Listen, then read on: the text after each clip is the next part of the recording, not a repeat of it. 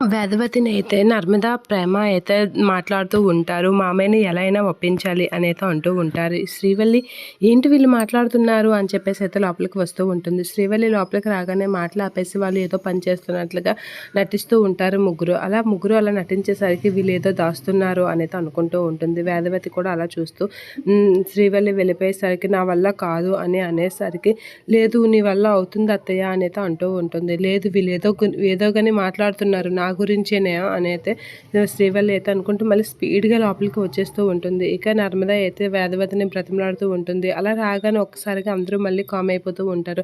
అదంతా శ్రీవల్లి చూసి ఏంటి వీళ్ళు ఏదో కానీ దాస్తున్నారే అనేది అనుకుంటూ ఉంటుంది. ఇక అది ప్రేమ వేదవతి వీళ్ళందరూ అయితే నటిస్తూ ఉంటారు. శ్రీవల్లి ముందు ఏదో విషయం మాట్లాడుతున్నట్లుగా అత్తయ్య మీరు ఎలాగైనా మామయ్యని ఒప్పించాలి, ట్రైనింగ్కి వెళ్తేనే కదా తన జాబ్ ఉంటుందని చెప్తుంది, ఖచ్చితంగా వెళ్ళాలి అత్తయ్య అని ప్రేమ వీళ్ళు రిక్వెస్ట్ చేసేసరికి అమ్మో మీ మామయ్య అంటే నాకు చాలా భయం అని వేదవతి అయితే అంటూ ఉంటుంది.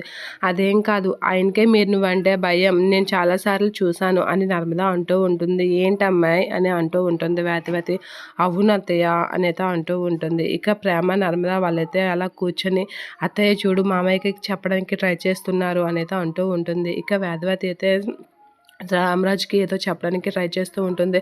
అలా ట్రై చేస్తూ రామరాజ్ పక్కన కూర్చొని ఉంటుంది. అలా కూర్చున్న వేదవతి అయితే మీరు నర్మదాని ట్రైనింగ్ క్లాసెస్కి పంపడానికి ఒప్పుకున్నట్లుగే కదా అని అంటూ ఉంటుంది. మీరు ఖచ్చితంగా ఒప్పుకుంటారు నాకు తెలుసు అని వేదవతి అయితే అంటూ ఉంటుంది నర్మదతో. నువ్వు కంగారు పడకమ్మాయి మామయ్య గారు ఒప్పుకుంటారు అని అనేసరికి మామయ్య గారు ఖచ్చితంగా ఒప్పుకోరు అని చెప్పేసి శ్రీవల్లి అయితే చాలా గట్టిగా అంటూ ఉంటుంది. అలా అనేసరికి రామరాజు అయితే అలా చూస్తూ ఉంటాడు.